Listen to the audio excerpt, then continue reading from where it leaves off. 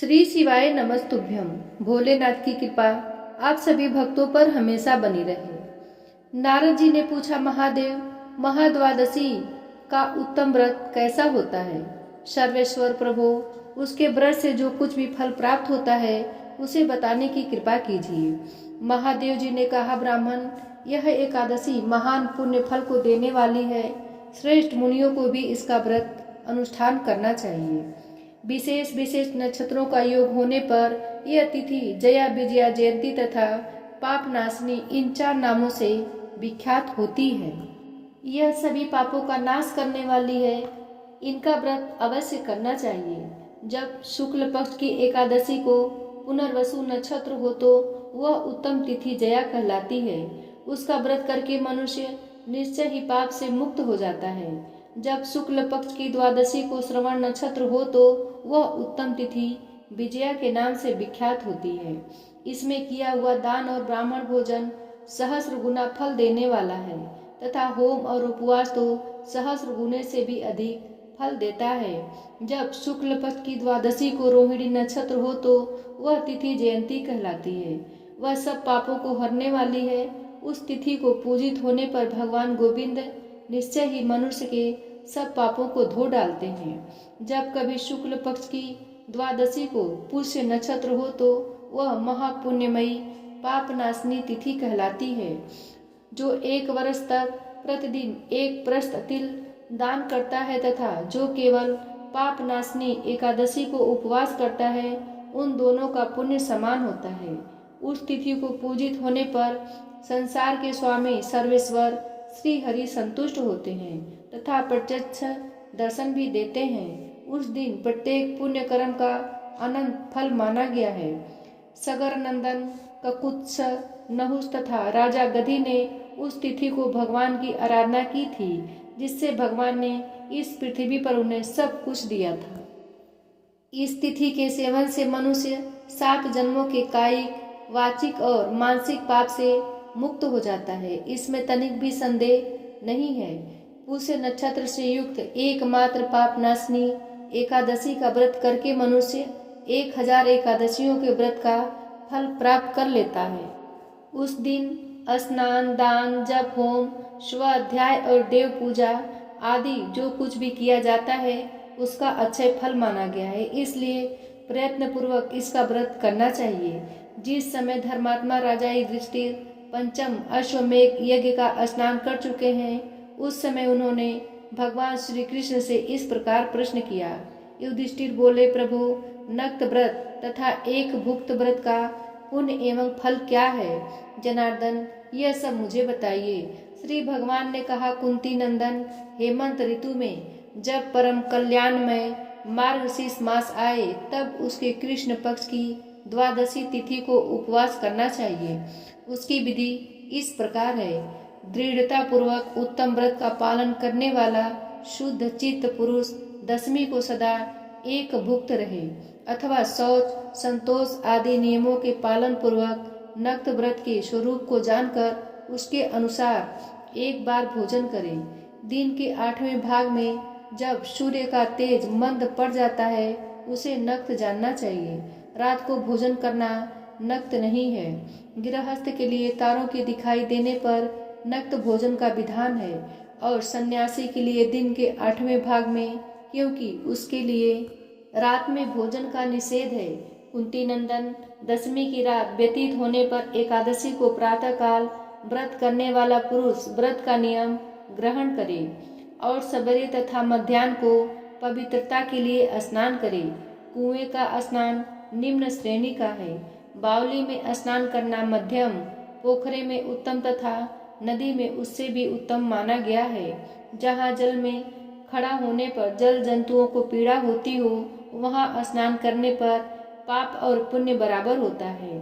यदि जल को छानकर शुद्ध कर ले तो घर पर भी स्नान करना उत्तम माना गया है। इसलिए पांडव श्रेष्ठ घर पर उक्त विधि से स्नान करें। स्नान के पहले निम्नांकित मंत्र पढ़कर शरीर में मृत्तिका लगा ले। अश्व क्रांते रथ क्रांते विष्णु क्रांते वसुंधरे मृतिके हर में पापम अन्नमया पूर्व संचितम। वसुंधरे तुम्हारे ऊपर अश्व और रथ चला सकते हैं।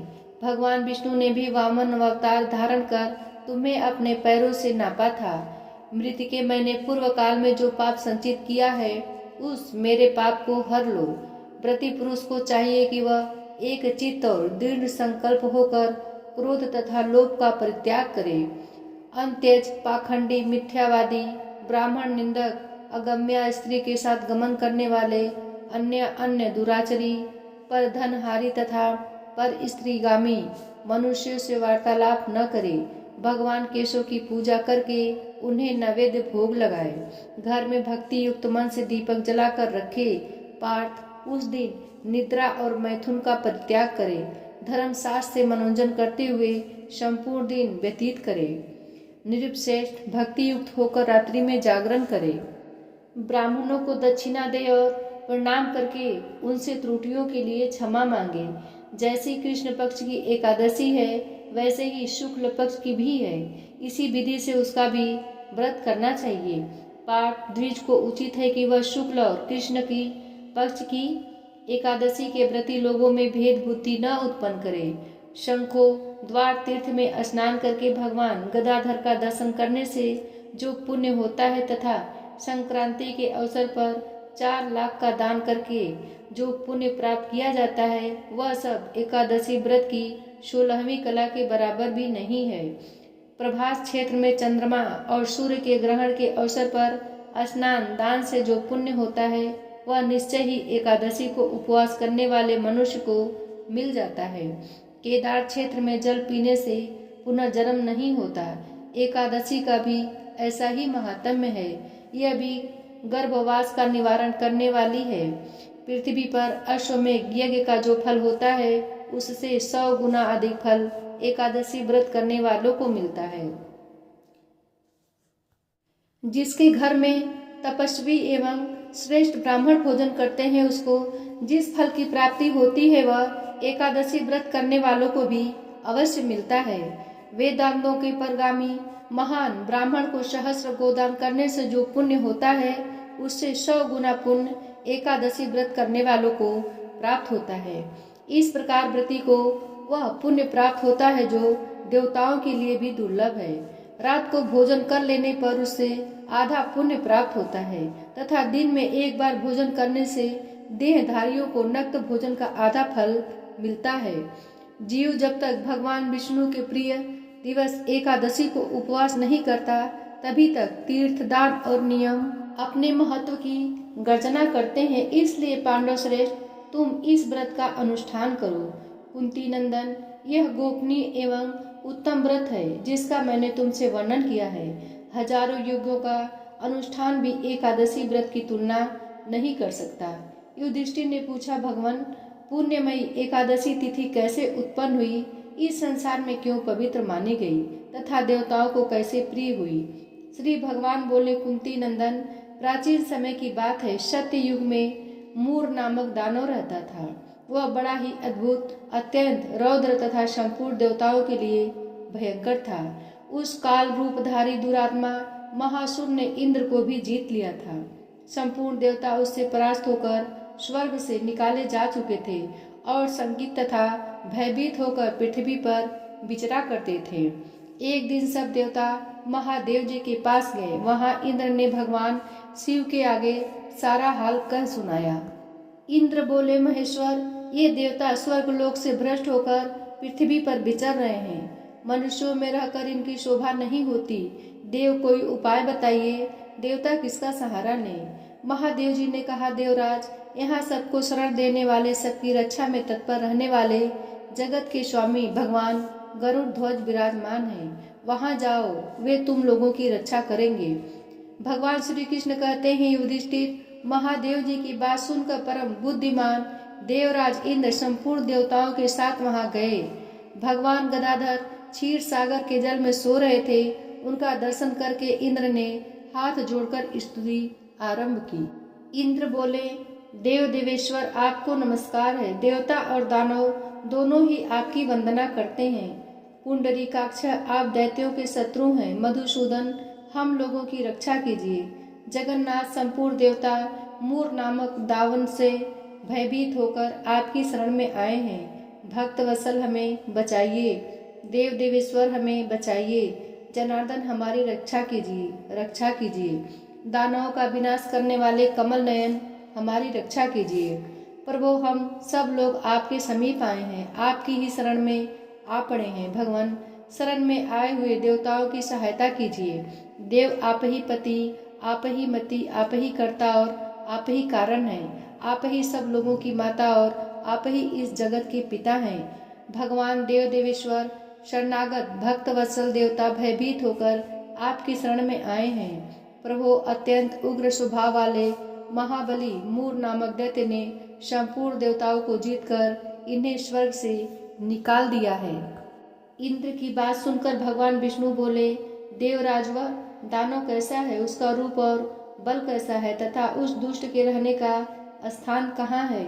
इंद्र बोले, देवेश्वर पूर्व काल में ब्रह्मा जी के वंश में तालजंग नामक एक महान असुर उत्पन्न हुआ था, जो अत्यंत भयंकर था। उसका पुत्र मूर्दानव के नाम से विख्यात हुआ। वह भी अत्यंत उत्कट, महापराक्रमी और देवताओं के लिए भयंकर है।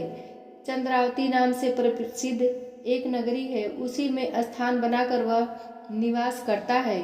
वह दैत्य ने समस्त देवताओं को परास्त करके स्वर्ग लोक से बाहर कर दिया है। उसने एक दूसरे ही इंद्र को स्वर्ग के सिंहासन पर बैठाया है। अग्नि, चंद्रमा, सूर्य, वायु तथा वरुण भी उसने दूसरे ही बनाए हैं। जनार्दन, मैं सच्ची बात बता रहा हूँ, उसने सब कोई दूसरे ही कर लिए हैं। देवताओं को तो उसने प्रत्येक स्थान से वंचित कर दिया है। इंद्र का कथन सुनकर भगवान जनार्दन को बड़ा क्रोध हुआ। वे देवताओं को साथ लेकर चंद्रावती पुरी में गए। देवताओं ने देखा दैत्यराज बारंबार गर्जना कर रहा है। उससे परास्त होकर संपूर्ण देवता 10 दिशाओं में भाग गए।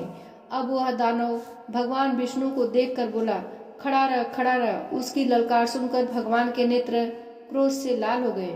वे बोले, अरे दुराचारी दानव, मेरी इन भुजाओं को देख। यह कहकर श्री विष्णु ने अपने दिव्य बाणों से सामने आए हुए दुष्ट दानवों को मारना आरंभ किया। दानव भय से विह्वल हो उठे। पांडुनंदन तत्पश्चात श्री विष्णु ने दैत्य सेना पर चक्र का प्रहार किया।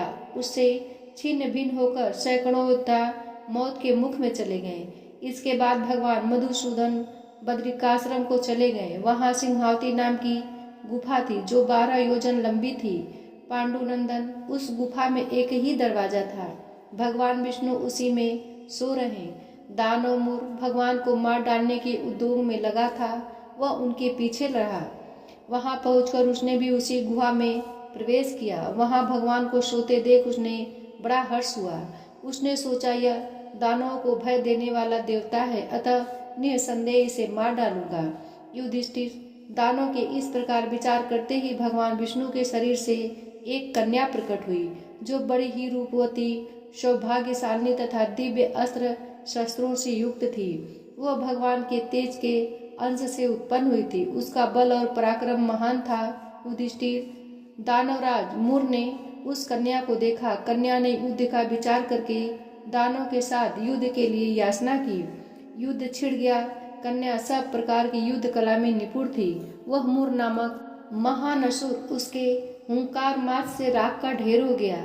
दानव के मारे जाने पर भगवान जाग उठे। उन्होंने दानव को धरती पर पड़ा देख पूछा, मेरा यह शत्रु अत्यंत उग्र और भयंकर था, किसने इसका वध किया है? कन्या बोली, स्वामिन, आपके ही प्रसाद से मैंने इस महादैत्य का वध किया है। श्री भगवान ने कहा, कल्याणी, तुम्हारे इस कर्म से तीनों लोकों के मुनि और देवता आनंदित हुए हैं। अतः तुम्हारे मन में जैसी रुचि हो उसके अनुसार मुझसे कोई वर मांगो। देव दुर्लभ होने पर भी वह वर मैं तुम्हें दूंगा, इसमें तनिक भी संदेह नहीं है। वह कन्या साक्षात एकादशी ही थी। उसने कहा, प्रभु, यदि आप प्रसन्न हैं तो मैं आपकी कृपा से सब तीर्थों में प्रधान, समस्त विघ्नों का नाश करने वाली तथा सब प्रकार की सिद्धि देने वाली देवी हूँ। जनार्दन, जो लोग आप में भक्ति रखते हुए मेरे दिन को उपवास करेंगे, उन्हें सब प्रकार की सिद्धि प्राप्त होगी। माधव, जो लोग उपवास, नक्त अथवा एक भुक्त करके मेरे व्रत का पालन करें, उन्हें आप धन, धर्म और मोक्ष प्रदान कीजिए। श्री विष्णु बोले, कल्याणी, तुम जो कुछ कहती हो वह सब पूर्ण होगा। भगवान श्री कृष्ण कहते हैं, युधिष्ठिर, ऐसा वर पाकर महाव्रता एकादशी बहुत प्रसन्न हुई। दोनों पक्षों की एकादशी समान रूप से कल्याण करने वाली है। इसमें शुक्ल और कृष्ण का भेद नहीं करना चाहिए। यदि उदय काल में थोड़ी सी एकादशी, मध्य में पूरी द्वादशी और अंत में किंचित त्रयोदशी हो तो वह त्रिस्पर्शा एकादशी कहलाती है। वह भगवान को बहुत ही प्रिय है। यदि एक त्रिस्पर्शा एकादशी को उपवास कर लिया जाए तो 1 सहस्त्र एकादशियों को व्रतों का फल प्राप्त होता है तथा इसी प्रकार द्वादशी में पारण करने पर सहस्त्र गुना फल माना गया है। अष्टमी एकादशी, षष्ठी, तृतीया और चतुर्दशी ये यदि पूर्व तिथि से बुध हो तो उनमें व्रत नहीं करना चाहिए। परिवर्तनीय तिथि से युक्त होने पर ही इनमें उपवास का विधान है। पहले दिन में और रात में भी एकादशी हो तो दूसरे दिन केवल प्रातःकाल एक दंड एकादशी रहे तो पहली तिथि का परित्याग करके दूसरे दिन की द्वादशी युक्त एकादशी को ही उपवास करना चाहिए। यह विधि मैंने दोनों पक्षों की एकादशी के लिए बताई है। जो मनुष्य एकादशी को उपवास करता है वह वैकुंठ धाम में, जहाँ साक्षात भगवान गरुड़ ध्वज विराजमान है, जाता है। जो मानव हर समय एकादशी के महात्म्य का पाठ करता है उसे सहस्त्र गोदानों के पुण्य का फल प्राप्त होता है। जो दिन या रात में भक्ति पूर्वक इस महात्म्य का श्रवण करते हैं वे निसंदेह ब्रह्म हत्या आदि पापों से मुक्त हो जाते हैं। एकादशी के समान पापनाशक व्रत दूसरा कोई नहीं है।